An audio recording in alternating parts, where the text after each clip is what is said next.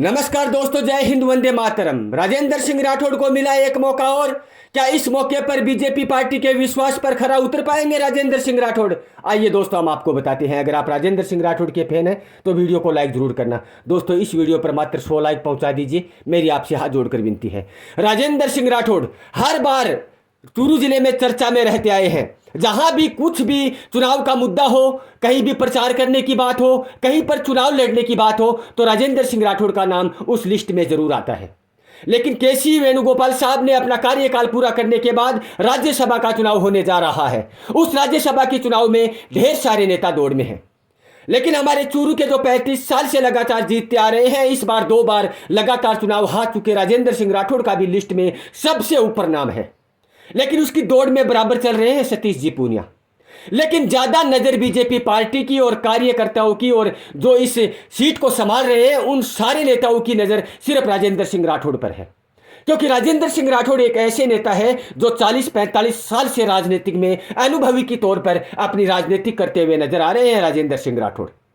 अब अगर राजेंद्र सिंह राठौड़ को अगर दोबारा मौका दिया गया, पहले विधानसभा का चुनाव हार गए, उसके बाद लोकसभा का चुनाव देवेंद्र झाझड़िया के रूप में हार गए, अब तीसरी बार लगातार बीजेपी पार्टी राजेंद्र सिंह राठौड़ पर भरोसा करने जा रही है।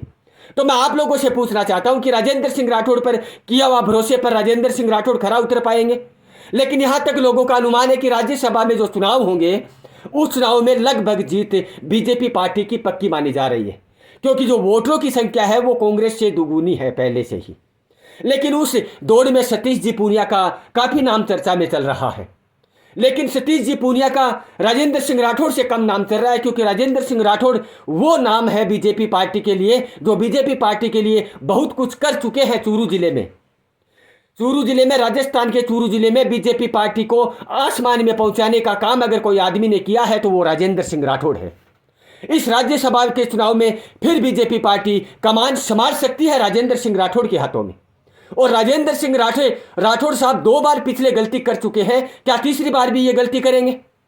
या फिर राजेंद्र सिंह राठौड़ वो जो पीछे के जो हार के जो दाग है, क्या वो इस चुनाव को जीतकर धो पाएंगे? मैं आप लोगों से पूछना चाहता हूं कि बीजेपी पार्टी को राजेंद्र सिंह राठौड़ पर विश्वास करना चाहिए या नहीं?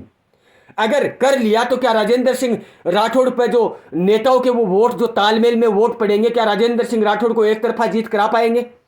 या फिर पिछले चुनावों में जो भी नोकझोंक हुई है, जो प्रचार हुआ है, अन्यथा जो भी किसी भी तरह से नुकसान हुआ है, राजेंद्र सिंह राठौड़ को भी नुकसान हुआ है, और जो सामने वाली पार्टी के जो बयानों से जो भुगत चुकी है बीजेपी पार्टी, क्या उसका भी असर इस चुनाव में होगा?